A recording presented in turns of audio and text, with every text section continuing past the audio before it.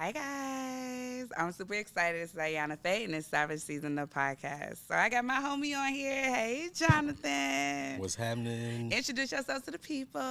Hey y'all, I am John Simpson or Jon Leo. I'm a photographer from Chicago. Currently, I live in LA. I've been Faith's childhood friend for forever. Literally forever. He told me the other day he did not remember me from second grade, and I was like, I really don't remember you at Whittier. That's because you used to hang out with people I did not talk to." Nah. Who? You remember who your teacher was? Miss Wright. Ms. She was Wright. a white lady with glasses. I don't know. I don't know if that was second grade. Or that was third grade. That might have been third. Okay, yeah, then Yeah. third grade. I don't remember who it was second grade then. I think second grade teachers were like, we had Miss. Damn, I don't even Miss. I don't remember her name. Maybe it was third grade. I remember But you Miss don't remember me Felino. You don't remember me at Whittier at all. Nah, That's crazy. I don't. It's I remember fine. you He likes coming in sixth grade to to Brooks. Brooks. Yeah. Yeah, that was Yeah. chaotic. Middle school was chaotic. We was just talking about middle school because we was talking about how everybody used to get talked about. I know, yeah. Yeah. I think that's a part of middle school though. Yeah, I That's- feel like that's where kids like build like character. You do build your character. Like you figure out if you the bully or you the person getting bullied. Exactly. Jonathan, were you the bully or the person getting bullied? That's interesting. I think I was definitely I played it safe. I think I still do this. To who? Jonathan, you had all the jokes. I was about to say, I think I was like a class clown. I was a jokester for sure, Yeah. but like, I don't think I was a bully. I think when I would ride y'all, like it would be out of love. Y'all knew that. Yeah, I already knew that. So Yeah, nah, Jonathan, you had to hit him with like one joke and then you just had to move around because he was gonna come back with like 10 more jokes. Like I'm not even like that no more. I can't even do it no more. Nah, like that was a skill, literally Yeah. surviving a Brooks. But no, I had to bring him on the podcast. Like he's in town visiting his homie. He ended up coming, and it's my birthday weekend, He so kicked it. we was kicking it. We kicked it. Have you been enjoying Dallas? Dallas is fire. I do like this city a lot. Yeah. When I did talk to my mom when I landed, she was like, "Look at the houses down there. Like you get a whole lot of houses down there." Yes. And it's true. Like when you drop me off where I'm at, like you know, yeah. But yeah, I think Dallas is definitely an up and coming city. I don't know anything about it honestly, but It's a lot of history here, but I feel like I found that out like as I was doing more things. Like I did like a tourist like city bikes ride, and so they went through like the Deep Ellum area, which is like the area that we're in shooting now. Okay. And it talks about like how like the area was built and where like a lot of Black people live. Juneteenth is big down here. Yeah. So yeah, it's a lot of history, but I think you gotta be like you just gotta go look for it. But this area in specifically, it's a lot of like music, like live music, a lot of bands, so a lot of Right. artists like start off here. Like it kind of reminds me of like a little like South by Southwest where people like Okay. kind of showcase their talent in these different areas and the bars and stuff like that. But Yeah, dope. Yeah, so we went to the stockyards for the photo shoot yesterday, okay, and that was cool. that was Texas. Yeah, very much so Texas. And it was cool. It was a lot of people though. That was just the only thing. But Yeah, oh, it was a lot of like people just walking around, tourists and Yeah. stuff like that. How did the shoot come out though? it was like I'll definitely have to probably go in and like remove like people in the back. You know, remove Okay. telephone poles. Objects in the back. Yep. But Okay. it was good. You That's know, what's we was up. all back behind stuff we wasn't supposed to be like That's trying to get away from the people. So sound about right. Sound like a good photographer. yeah, you know, oh Okay. yeah, guerrilla style. I'm not from here. Who gonna Period. you gonna tell me no? All you can do is say we ain't supposed to be back here. No, that's I didn't know real. I'm not from here. That part, You know? literally.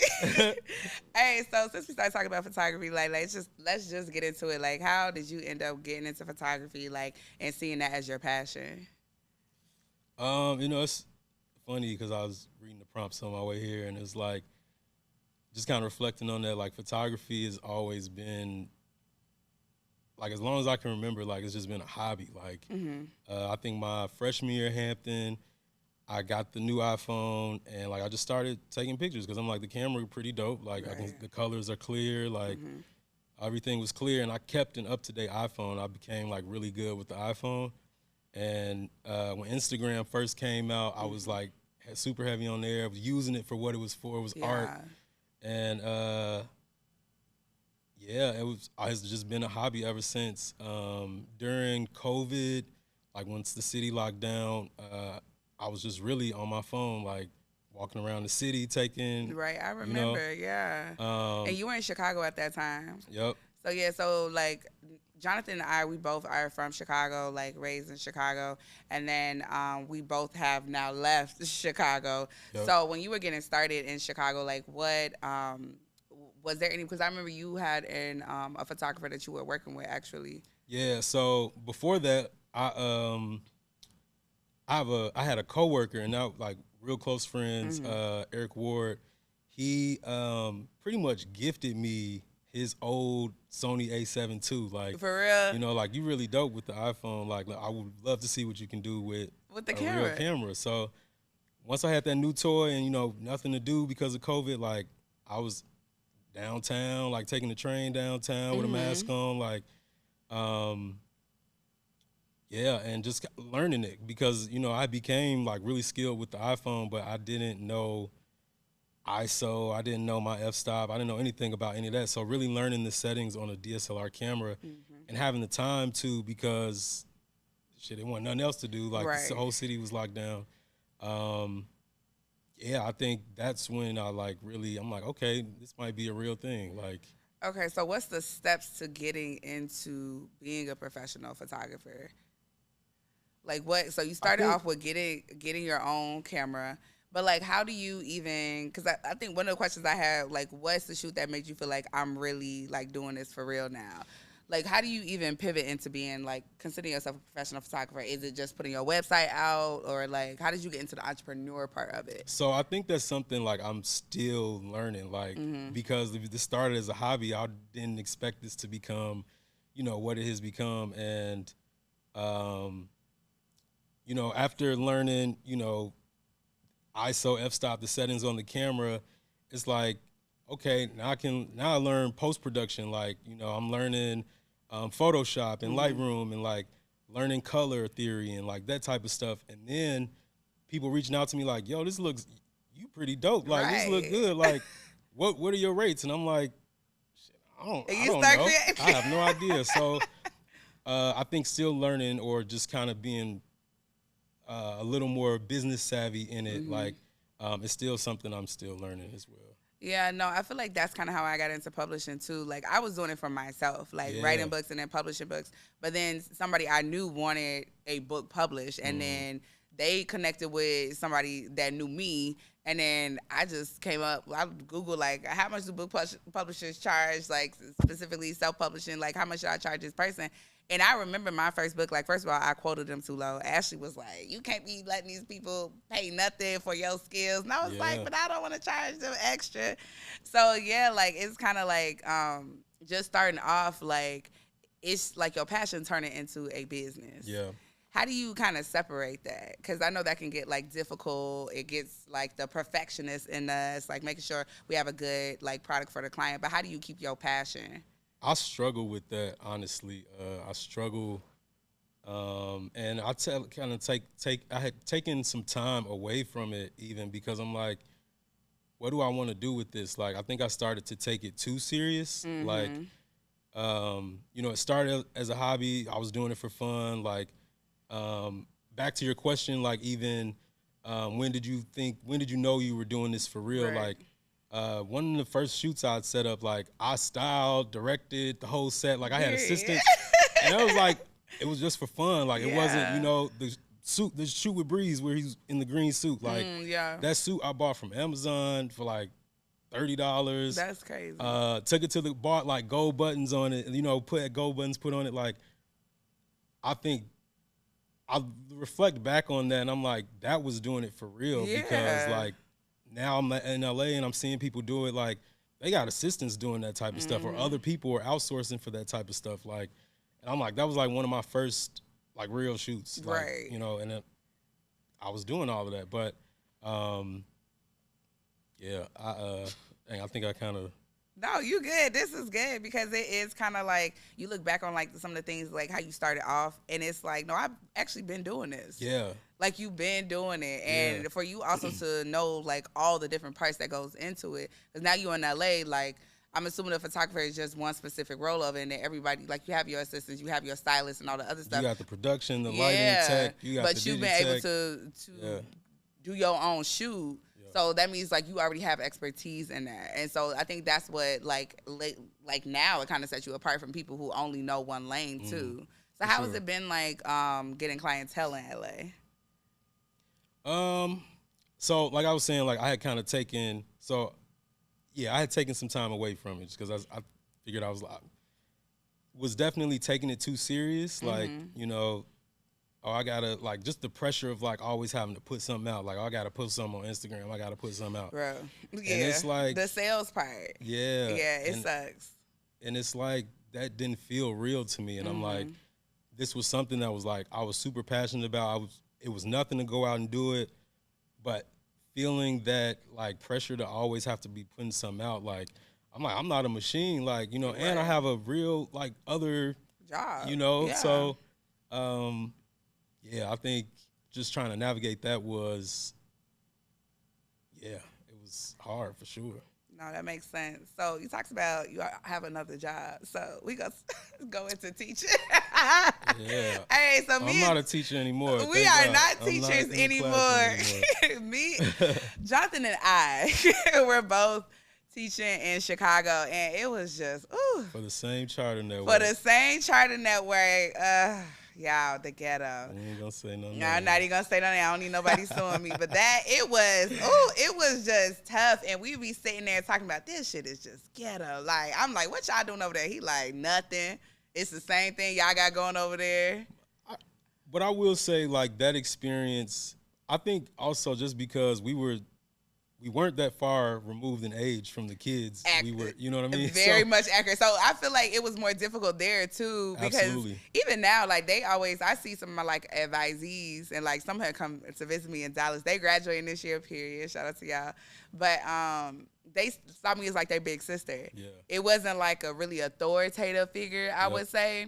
So like, in a sense, it kind of helped with the discipline area because it was a sense of respect. Like, like y'all fuck with me, I fuck with y'all. Like, don't screw me over. Right. But at the same time, it was difficult, like trying to find my lane in teaching because we were so close in age with them. Yeah. And then like, I feel like coming straight out of college, going into teaching in that specific network, like it was very much like I tell people, like militant. It reminds me. It was like a machine. Like, it was like working in corporate, but you weren't in corporate. It was so militant. And just my experience, I'll say, like, like, we were on the demerit system. Yeah. And I remember getting pulled into a meeting one time with, like, one of the APs, and it was like, she pulled up, like, my Power School log. Like, you could go in and see what teachers are putting demerits in. Yeah. Like, she like, you didn't give any demerits this week. It was like a Friday. I'm like, my kids were good. Like, why my kids, you know what I'm saying, why they couldn't be on point? And she was like, nah, nobody's ever this on point. Like, but they would like give kids demerits for like not having a belt or like not having a pencil in class. It was excessive. Like, first of all, I would get demerits. I would get unprofessional points. All right. For not putting my attendance in on time. They were like, attendance is a legal document. You was getting a ding notice. I was getting unprofessional. I remember one time they blew me so hard because my like teaching world history, my class is like a discussion class. Right. And they like were so like the kids have to raise their hand every time they want to talk. And, like, collegiate, like, it's not going to be like that. Exactly. But we're in a full, like, discussion about something that they're actually interested in. I'm not, like, and they're going back and forth. Like, that's, like, it's breaking the conversation because they got to wait and raise their hand. Exactly. So if it's flowing, like, I'm not about to stop it. And so they came in and observed me one day. And they counted how many kids taught without raising their hands. And I got like 8 ups that day. Oh, yeah. And they brought me into the principal's office. And Shorty was like, I had this in my book, but she was like, my principal, she was like, well, it was a risk in us hiring you. That's confusing. I got 2 degrees and I've taught abroad. You got people in here that have never taught before. Damn, they told you that? Yes. And I held a grudge against her for a minute. And I told my VP about it because me and him was more cool. And he was like, no, you need to go have a conversation with her. I went in to have a conversation with her. Mind you, she is of the other race. And she was like, oh, I don't remember saying that. Man, but it was so on brand for them. Like, I wasn't even surprised. Very much so. Like, I think just the other races, like, in black and brown schools, like, I think that just be the problem, too. Like, it is, because I feel like a lot of it was the culture and the way that they were trying to make us raise them. And, like, our specific schools, they were charter schools, but they weren't kids that lived in that specific area, at least for mine. Like, my school was downtown, and we had kids from all over Chicago. So you trying to, like, force a culture upon them that is not their environment, you know? So, and I just didn't, I was like, I'm trying to raise them as a black woman, and how, like, I was brought up, and the opportunities and the lessons that I would have to learn that they should know. And y'all are trying to change them into a career, or it was militant in a sense, and the creativity of being black in those schools, or Latinx as we called them, it just wasn't there, and that like didn't sit well with me. I have heard, disclaimer, I don't work there no more, but I have heard that they have like really loosened up and changed, and I know that's like coming from top leadership and things like that. But I think not only does it create like an iffy experience for the kids, but also for the adults. Like, I had a great mentor while I was teaching, and she told me one thing. She was like, this is not like how the real world is. Yeah. Like, you do not have to be in a workplace that is like this, because this is not it. Yeah. And so I feel like that for me was like, yeah, no, I could leave. And that was kind of, I feel like they made it always seem like you couldn't leave, or like if you did, like you wouldn't really survive, or like they would say everybody is replaceable too, and it almost like a threat, and as if you were like, you should be afraid to leave somewhere that's not comfortable. And they weren't even, y'all ain't even, they weren't even on shit. Like, I wasn't even on shit. Nah, it was a pretty decent school. Like, even my boys that I'm thinking of that were my advisees, all doing really well. That's the thing too. The kids turned out really good, and I really feel like a lot of that is a kudos to the teachers that was actually their advisors that were in the classes with them. A lot of it I feel like had to do with the black and brown teachers, specifically like them seeing people that look like them every day. Like, a lot of them, they didn't like. For a lot of them, they called me their mom too. And I think, like I said, like we said, we weren't that far removed in age. Like, so we understood when admin would come in and like do observations with me, like I would tell them before, like, I think I might be getting observed today. I don't know if it's gonna be today or tomorrow. One day this week. If y'all see Miss So and So come in, Mr. So and So, I need y'all on point. Right. And it was just that, like, having those real discussions. I had one of my students, she had her phone out while the principal came in. I was like, so you don't want Miss Mystic to have a job? like, but they, like, took it as, like, I'm so sorry. But I would literally have those discussions with them, like, and they would ask me, like, all this observation, because they would see how, like, the teachers were treated, too. And so I think that would make them question, like, what is it like being a teacher? Like, what is it like being in your career as an adult? Yeah. And because they saw us stressed out. All the time. All the time. They saw us stressed out all the time. But so I ain't going to dwell too much on them, because we're very far removed. I'm about to say, yeah, it's very far removed. It's been since COVID for me. Yeah, definitely since COVID. I didn't go back after COVID. I didn't go back after COVID either, but you did stay in education. And so what made you stay in education? What's your role now? Because you're not in the classroom, but you're still working with students. My role now, I specifically work with African-American students. I specifically work with black students in a predominantly Latinx charter network. So my role is a Black Student Success Advisor, pretty much watching my cohort's whole matriculation through high school, pretty much what our advisory roles were in at the other charter, But yeah, I thrived in advisory, just building those relationships with students. I used to get all my bonus money in advisory. We were talking about that. We were talking about those bonuses. Listen, that's one thing I'm not going to complain about. Set for the summer. Set. But I think what has kind of kept me there is and this even kind of goes back to photography and just kind of the drive to pursue your dreams. A lot of my advisees. One was like into music real heavy and was like super big on that. Like he was like really trying to be big. He still is like, but like the way he would write and like it just the passion in like his lyrics, like I'm like, damn, like this nigga talking about some shit. Like another one really into art, could draw his ass off. Like I brought he asked me, he's like, bring an old shirt in. I brought an old denim shirt, like just see what he could do with it. He had like pulled like acrylic paint out from his bag. Oh, he was serious. You know what I mean? Like we were in advisory one Friday, so Fridays are extended. Yeah. He put like acrylic paint set out of his bag and like just go to work, like an X-Men shirt, like super dope.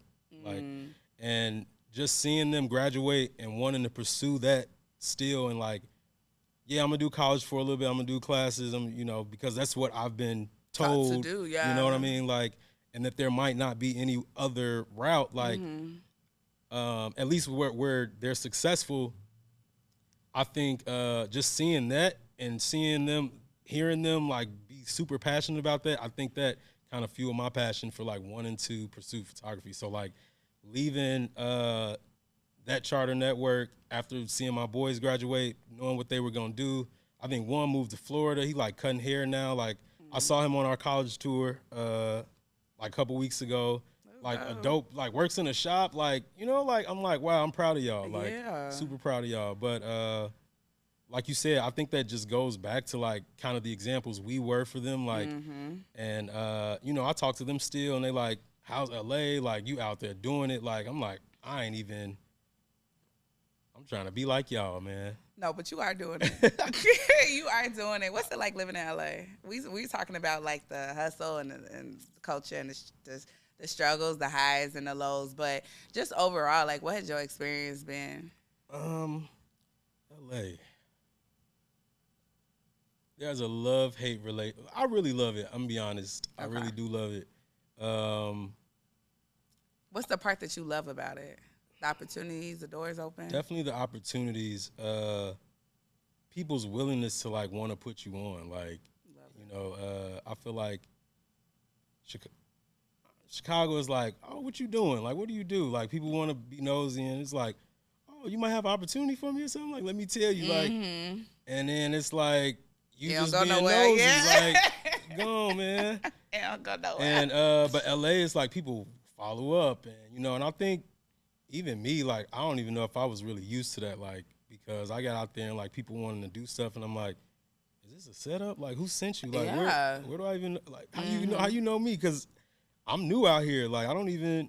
So I think that was one thing that I do love. Like, just people's friendly. Like, just friendly shit. When I first moved there, Ashley was like, yeah, we're the people say we're the mean transplants, like people from Chicago. I'm like, okay. Dang, I'm like, we got to change that narrative. Yeah, because, I do feel like Chicago, it's like, for me, I can't speak for everybody, but for me, I feel like, at least Dallas, like, I was around people that was in the same industry as me. And I felt like that made a difference because I was able to see how they were hustling, and that ultimately allowed me to see like what I could do within my own network or like what I could do within my resources to just get to the point where I want to be, or even like watching them be in specific places where I wanted to be, even if it wasn't in like the tech lane, it's in the real estate lane, or it's in another lane where it's just financially it was driving me, or even like my relationship with God. Like I always talk about this on the show, but Dallas is so like, I would say football and God. And like all of my friends, like everybody goes to church. Like those are the questions that they ask you when they first meet you. Like, oh, what do you do? And they'll be like, oh, what church you go to? Okay. And it's so common out here. I'm like, dang, let me find a church. I'm a PK, like, let me find a church. And so I love that it's embedded in the culture. And it's just like, I always say, like, I feel like Chicago is a great place for people if they can succeed there. I wouldn't change my 20s living in Chicago. I think I had an amazing time. Yeah. But I think for me specifically, I needed to be in a different community. Like, definitely. I needed to be in a community that was going to push me in my specific industry and where I could see myself really growing there. And we're from there, so, like, we just kind of rooted there. We're comfortable in those spaces. And it's the comfortability. Yes, absolutely. Yep. No, that's real. So let's go to the hate of LA. Man, LA just sometimes... It don't like your car. cars. Shit. I lost 2 cars in LA. I was not driving either one of them. Like, motherfucker just ran into my shit. Like, and totaled both. No, that's nuts. Nuts. Total is nuts. Total. The first one, I came downstairs. It happened in front of my house. I came downstairs. My car was on top of somebody else's. No, it's crazy. Like, what? What are y'all doing? How do y'all? But yeah, drivers out there are Dallas insane. drivers reckless too, so I can Real only reckless. imagine. Yeah. But I mean, that's not. I mean, outside of that, there's no real hate for real. How about that? No real hate. So we talked about if you gonna stay there. That's the thing too. I think, you know, no matter how much money I make or whatever, like, I just can't pay.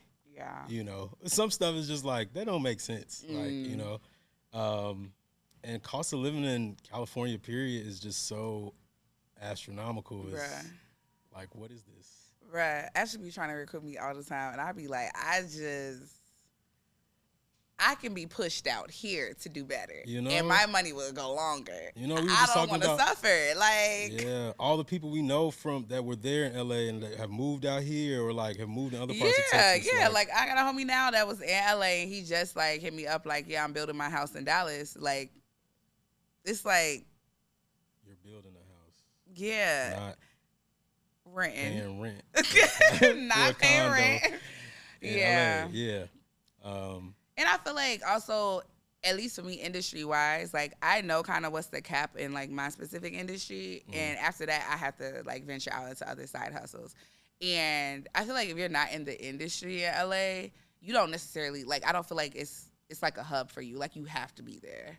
So I feel like if I had an option, like I'm choosing Dallas every time, like for sure. That. Yeah. But LA is dope to visit. Yeah, indeed. It's pretty techy too. It's some tech people out there. Definitely some tech people out there too.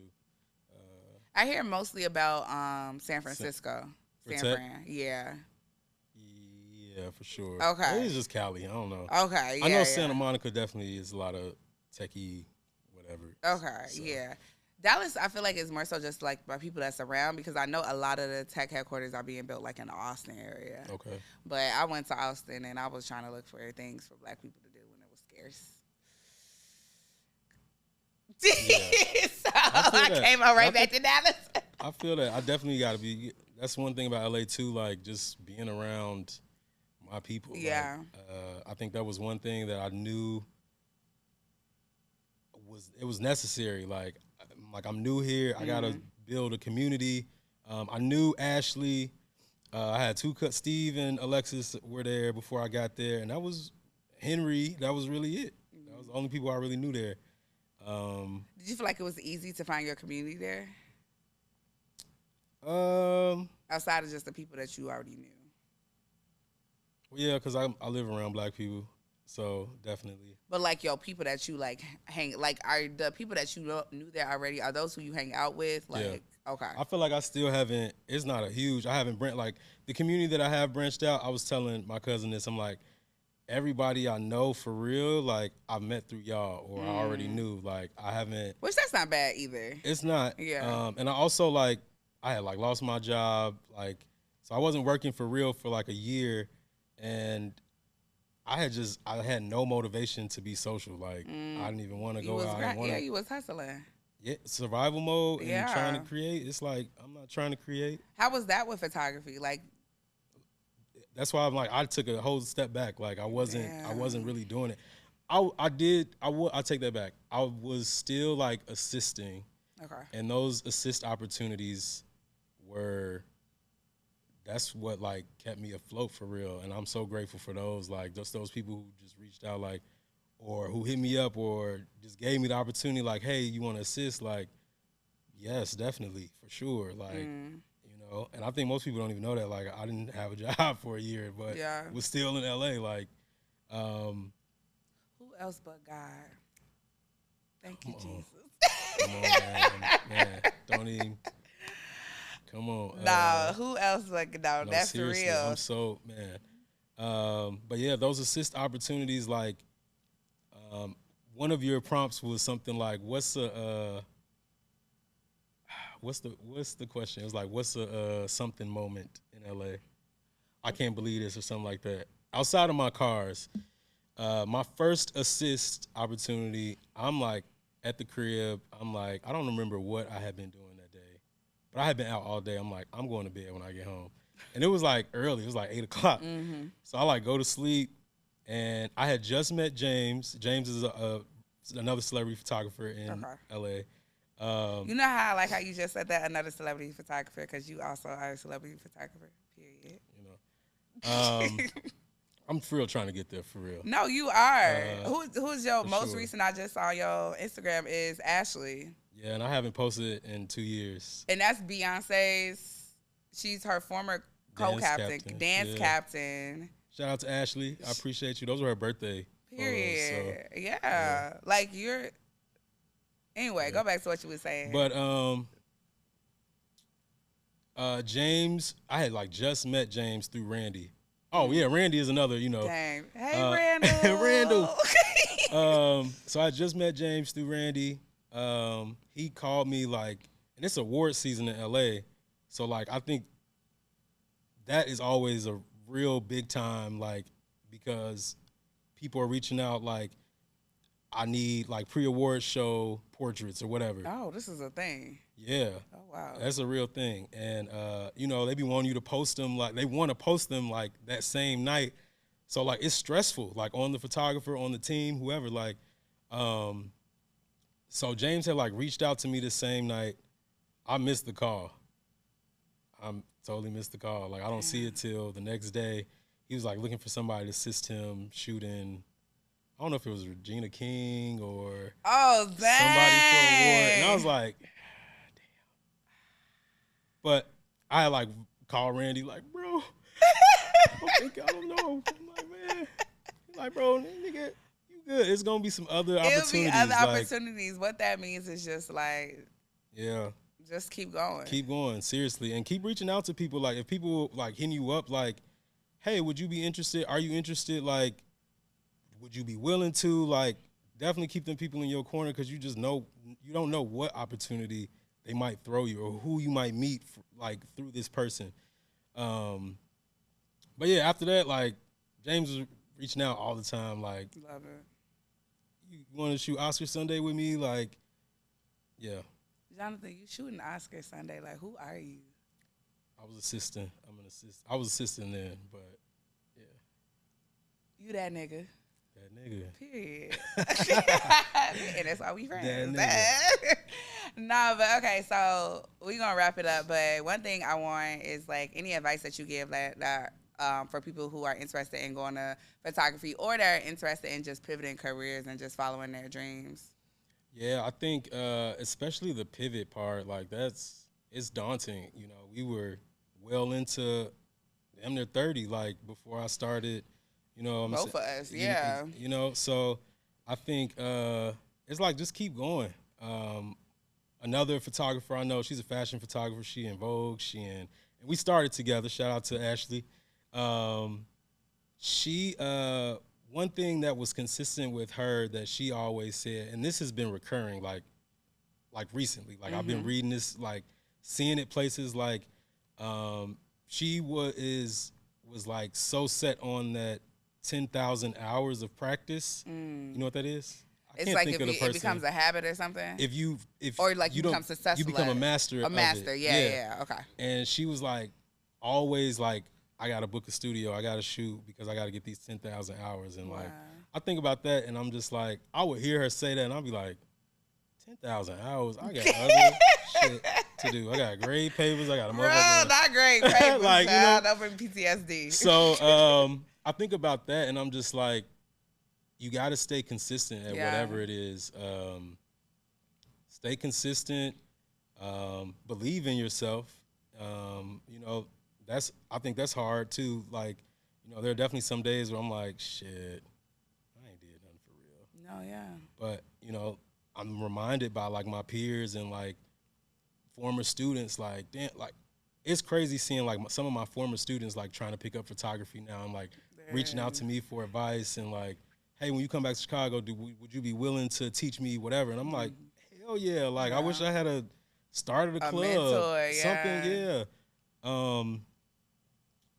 What else would I say? Just work. Would you recommend that LA? Would I recommend LA? Yeah. I wouldn't recommend how I did it. Okay. It was spur of the moment. I was in my feelings at work. I was working for CPS at this time. It was during COVID. We had just went back into the classroom. Ooh. And they were just throwing kids on me. I'm like, bro, this is not the babysitter's club. Like, what the hell? And I'm like, let me get the far away from this bitch. As far as possible. I'm like, let me get the far fuck away from this bitch. And I just started looking up gigs in California. This charter network reached out to me the next day, flew me out to interview, hired me right after the interview, flew me back. That was your stepping stone. And that was, but like I said, don't do it. Like, have a plan, save some money, all the money you can, and then like really make that decision. Because my parents were like, this don't make sense. Like, what do you? At least you was in the country. In LA? Oh yeah, you was out the country. And my mama was just praying that I couldn't go, and I was just went out. Hey, did the Lord's work. You know, you got to. I love that though. Like, you know, just kind of going off the path. Yeah, like, the path that everybody creates for you. Like, it is not your own. Like, it's not. Just making sure that you gotta follow. Make sure you gotta make sure it's your own and it's right for you. Like, you know, you can't live this dream for your parents. You can't live it for whomever. You know, it got to be yours, and it got to make sense to you, and it got to be right for you. Period. So, all right. So I love that. We're going to end on that note because that was really good. And John, I always call him Jonathan because that's why I call him from childhood. And I know he be side-eyeing me. And he literally introduces himself before I introduce him to make sure they know his name is John. Jon Leo in the house. Jon Leo. Thank you for stepping Savage through. Season. Savage Season podcast. I'm Ayana Faye. It's a wrap. Period.